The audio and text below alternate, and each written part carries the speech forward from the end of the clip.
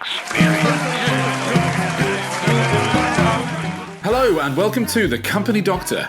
This week I'm quizzing Gary on hiring techniques and how to use them to assemble your ultimate dream team. The analogies range from football squads to house hunting, and as expected, Gary absolutely delivers the goods on practical advice that hiring managers can incorporate into their hiring strategies today. This is Contenders Assemble, how to hire the ultimate team. Hello, Gary. Hey, George, how are you? I am fabulous. How are you? If I was any better, I'd be twins. Whatever that means. You've said it before, and I didn't understand it then, and I don't understand it now, but I like it. Who cares, right? I think it's impossible not to be almost as happy as twins when it's a beautiful day like it is today. Exactly. So what are we doing today, George? This is a new format.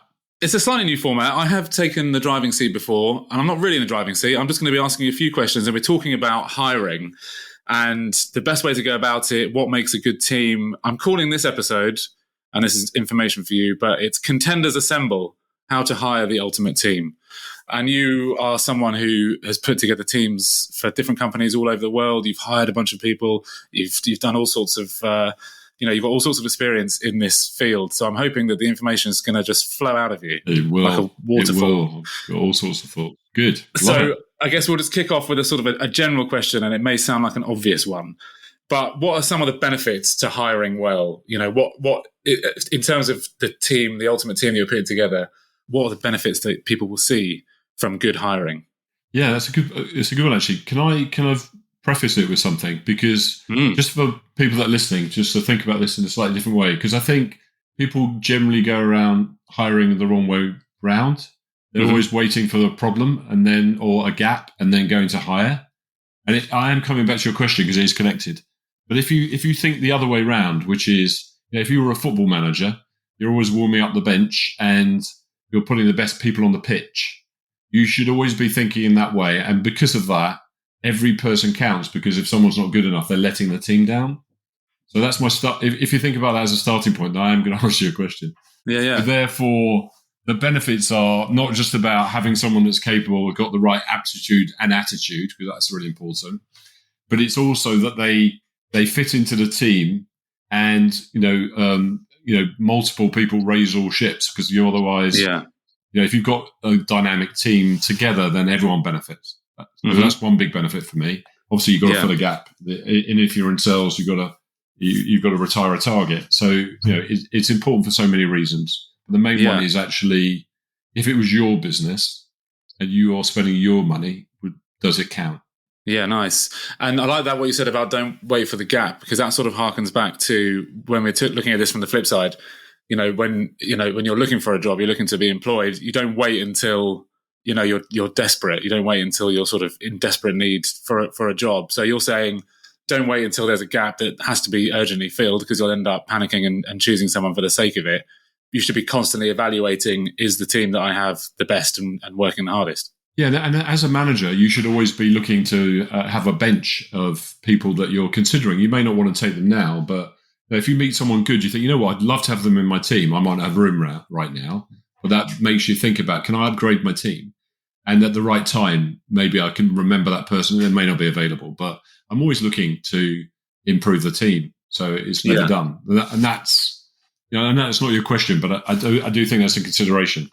Yeah, no, absolutely. And again, harkening back to stuff that we've talked about in the past, the whole networking side of things, which we have covered extensively, that it sort of feeds into that, doesn't it? Because if you're constantly on the lookout, or you're constantly open to meeting new people, you can meet someone, as you say, think, one day I want to work with this person in some capacity, and when the time comes, I'm going to remember them. Definitely. Nice. And you, as I said at the beginning, you've hired a lot of people in your time. Are there any sort of immediate things that you look for in prospective candidates? And I'm talking about sort of almost at the interview stage now. Are there things which you immediately notice as green flags? Green flags. Wow, I like that. Yeah, it's very expensive to make a hiring mistake. So some people are really good at interviewing, and they may not be good at their job. Mm-hmm. It's a bit like if you go back in time to some people that have stood as other prime ministers or ministers, so they can be really good speakers and people that they're amazing, but they might not be good at their jobs. Yeah. So the most important thing to do is to do competency-based discussion. So not talking about, because people say things like, "Oh yeah, we were number one," or "We hit this target," or we did this amazing project.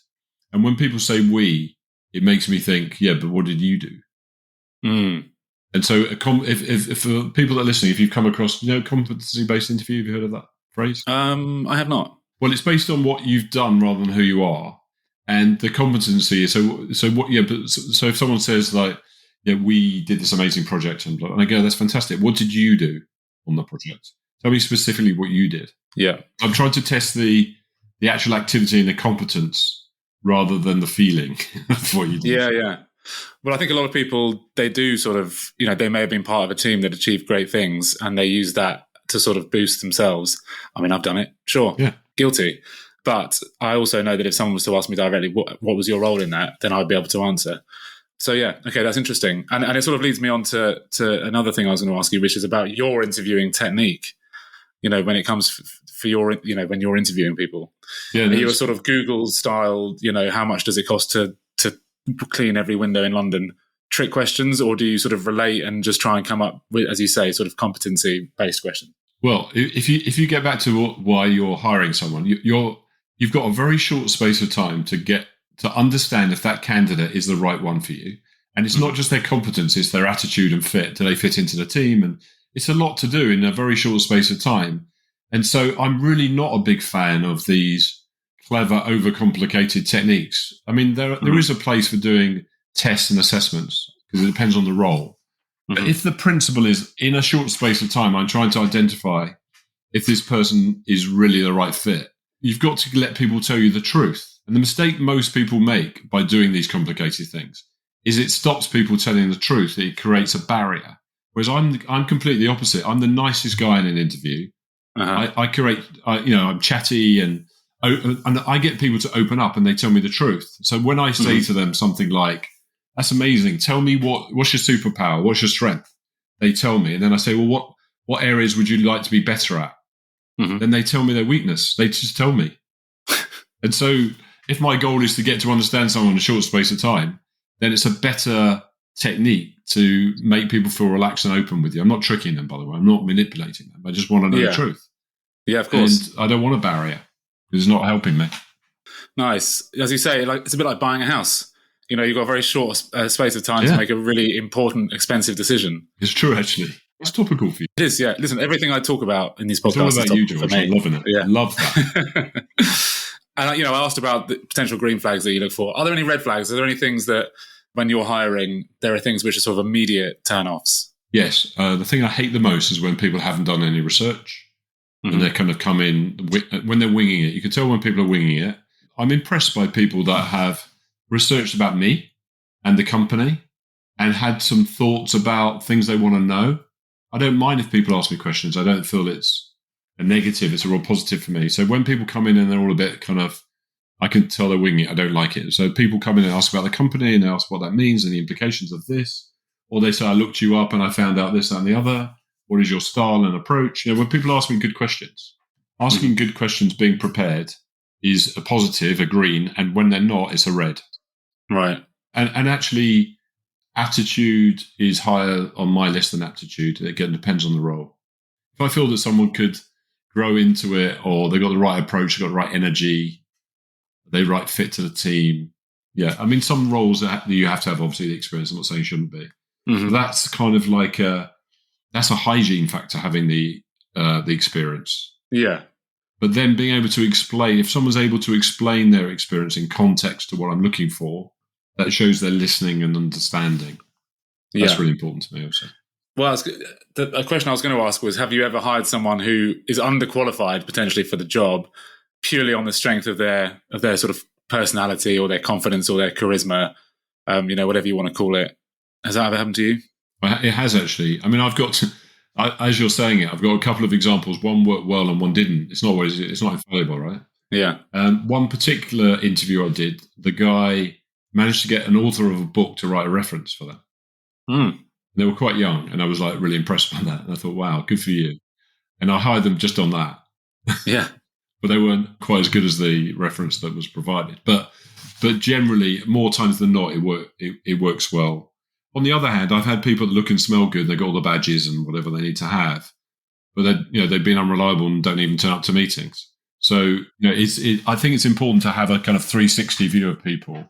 They've got to have the right energy, you've got the right fit for your company, and you want people that care.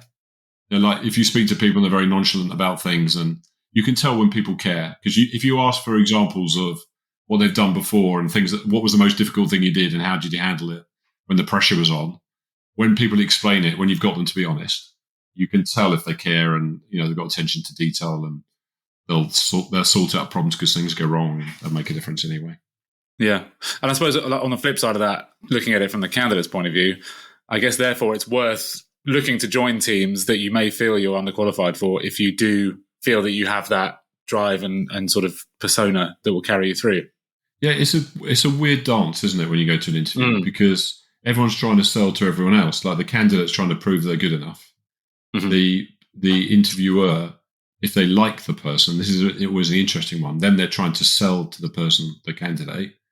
Yeah. And there's a weird dance that goes on, and then there's this sort of awkward conversation about, well, what's the next steps, and how do I know if I'm successful, and all that kind of stuff that goes on. Yeah. But I think probably the most important criteria for me is that the people who ask good questions, because I think that shows that they've done planning and they're generally interested in what we've got to offer.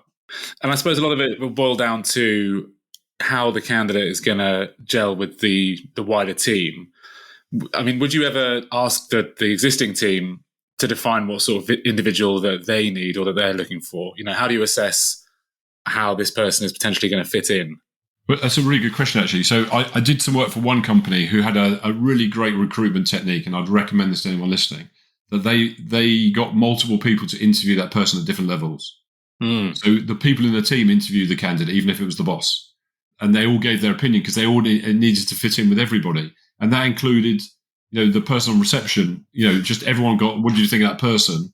Didn't mean they listened to everybody, but it just gave them a proper view about sometimes the roles may be a bit sort of secret and senior or whatever, but this particular company was an Italian consulting business, a high quality outfit. The people that they put forward to customers were so important, they wanted to make sure they didn't make a mistake. And so they had a very rigorous recruitment process that was pleasant. It wasn't the Google thing. It was inclusive. They got people to open up, but it came from multiple levels of different people in the organization. So they probably would have seen 4 or 5 people, some peers even. And I thought that was and they had a much higher success actually. Yeah, that's a really interesting one, and it's a good recommendation. I mean, what's your view on those sort of multiple stage interview process?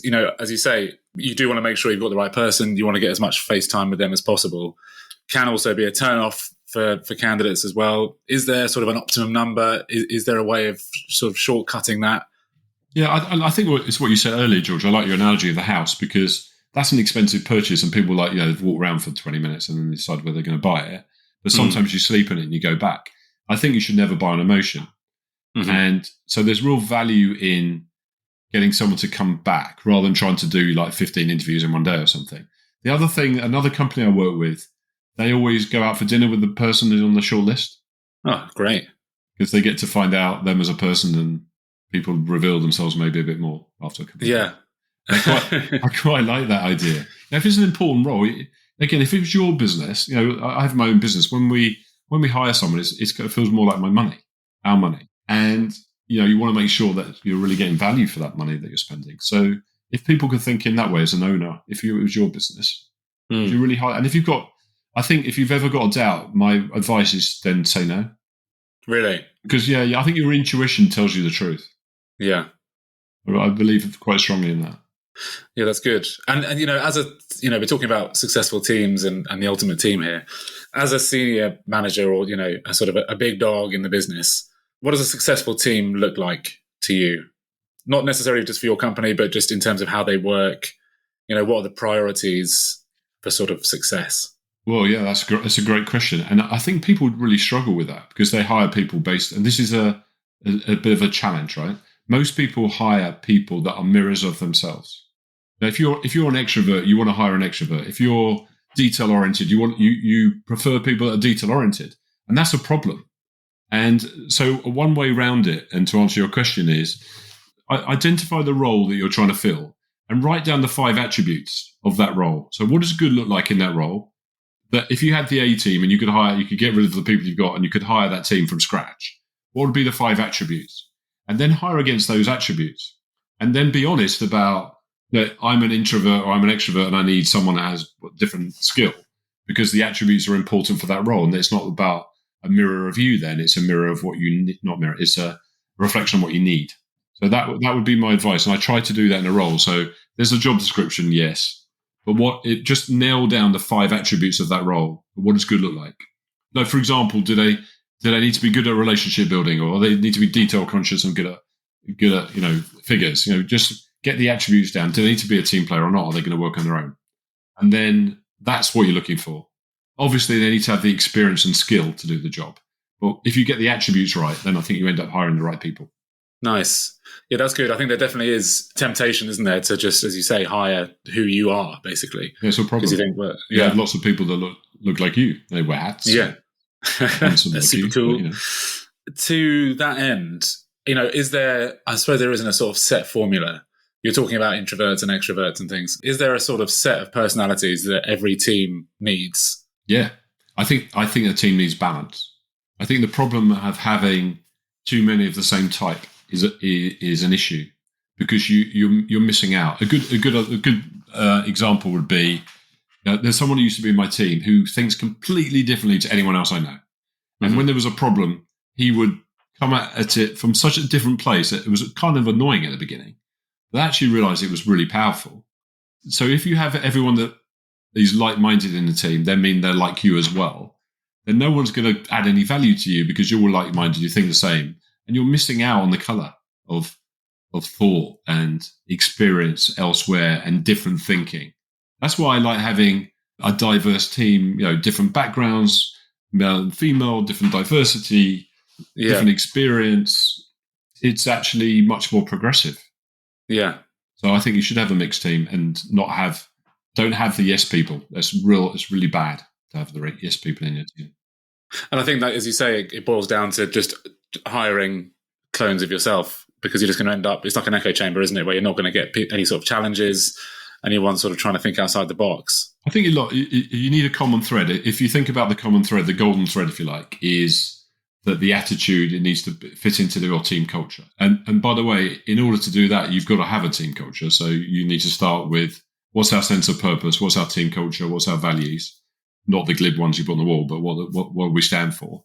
Now you've got something to link back to. That's your golden thread. But then you can have diversity in your team, because as long as they're linked to your golden thread, then everyone's going to work well together. Yeah. I don't know if you're allowed to say this, but have you got examples or memories of working in a particularly excellent team that you can talk about? And if so, which it sounds like you do, why did it work? Yeah, that's good. I'll try not to put it on myself. But I used to work, when I was really young, I worked in an airline reservation business. And it was a very exciting thing. It was before the internet. And basically the interview process, they got everyone in the boardroom and they presented the vision of the company, where it was going. And they got people to interact. There was probably about 25, 30 people in the room. And everyone got broken off into different groups. And they watched how you interacted with people, and you had different kind of interviews. And it was quite a young culture, so there's a lot of young people that had the opportunity to be kind of in charge. And it just built this kind of really dynamic team. And everyone was doing new and exciting things together. So the culture was amazing. Mm-hmm. And it ended up being, the best place I worked, but also, I learned most of my skill of being a manager through that process. Yeah. Yeah. So that I won't put that on me. Whoever had the vision, I don't even know who it was, but I just followed that. And I've used that. Actually, my blueprint for successful team dynamics has always been the reverse of what I've had done to myself. So when most people have got an example of a bad boss, and unfortunately they think that's how you should manage people, I look at who's my best boss, and there's not many, by the way, when you look into it. What are the attributes of my best boss? And I try and implement that. Yeah. Nice. That's a good way of looking at it. Because, the other side of that is, the bully. The bullied becomes the bully almost. Yeah. And that's just sort of, yeah, exactly. No, I like that. I like that very much. I mean, I've got one final sort of question for you, which is a bit of a takeaway thing. But I wondered before that, because this is a bit of an improv, and this is almost like a sort of, you've been the guinea pig for a new section that we're going to have coming up in our guest shows, which is going to be, not necessarily called the George Cload Grill, but something like that. Where it's I like essentially not the George Foreman grill, but the George Cload grill. The George like Cload it. Grill. Yeah, exactly. I'm thinking of the design already. So you've survived the George Cload Grill and you've done excellently. Is there anything else that you had on your mind that you wanted to talk about in terms of hiring excellent teams? Have we covered it all? I have actually got, as you can imagine, I have actually got another thought, which is, don't be passive. Maybe the explanation of what we talked about again. People are passive in hiring. You asked me about the benefit. It's critical to what the team is trying to do and to share the workload and to be better and to grow or to do whatever you're doing as a business. No one's a passenger in your team. And some companies I work with do what's called aqua hiring. Have you ever heard of aqua hiring? No, is that sort of in a swimming pool? It's really not, but I thought you were going to say that. And the principle is you take a team from someone else, like the whole team. Uh-huh. And actually, I do a lot of leadership stuff. And one of the questions I ask them to prove that you should never be passive is, what would you do if your whole team left tomorrow? What would you do? How would you act? Where would you go and find people? What the hell would you do tomorrow? And they go, it's just never going to happen. And one of my customers had that absolutely happen, where the whole team got aqua hired by someone. So what they do is they phone up George and go, come and talk to us. We're doing this great stuff. And you get really enticed about going there. They go, you know what, George, we will pay you a commission for every person you bring with you from your team, your old team. And then you bring the team with you. You're used to working together. You've got that dynamic already, and you're motivated and ready to go. And it's really powerful. So, it could happen to you, and it may be less likely. But more importantly, I'm not saying you should go around aqua hiring, but don't be passive about hiring. Now, hiring is people in the team are the lifeblood of your function, of whatever your function is, and don't put up with passengers in your team. It's hard to get rid of people or to move people. Don't put up with passengers. It's not fair on everyone else or in your business overall. So that's my little sermon for now. Love that. Yeah, no, that's great. And that's brilliant. It was a key sort of 3 takeaways. Final question. I sort of feel like the sign off that you just did is a better way to end this. But if you do have any, 3, you like the number 3, do you have things that managers should bear in mind when hiring individuals for the ultimate team? Yeah, definitely don't be passive. Secondly, have a bench. Always be looking for people. Good people are hard to find. I was in a restaurant the other day, and the person serving with me, I thought they were outstanding. I thought they'd be great in my business. Whether they could do it, I don't know, or even wanted to. But I'm kind of thinking like that. And the second one is, don't be hoodwinked by people. When you interview people, it's an opportunity. Don't be lazy and just rock up to the meeting yourself either. Do the research. It's easy to find out about people. And your job is to get them to tell you stuff. You're looking for evidence of their experience. You're not looking to be right about your questions. The secret skill is to get them to open up. So, that's something that I would recommend you do, and make sure that it's in your hands, right? So use the time effectively. It's not very long. So that would be my 3.5. Love it. 3.5, even better. Added value. Gary, thank you so much. That was fascinating. Thank you, George. I love the grilling. Yeah. I feel like eggs over easy. It's fantastic. Thank you, guys. Well, I'm glad you liked it. Hopefully there'll be more to come in the future. Thanks again to you, Gary, and thanks to everyone for listening. See you soon. Thanks for listening to this episode of The Company Doctor. Now, before you go forth and assemble your perfect team, why not head over to thecompany.com, where you can bolster your knowledge by listening to previous episodes, dipping into show notes and cut downs, and signing up to our imminent mailing list. Thanks again, and see you next time.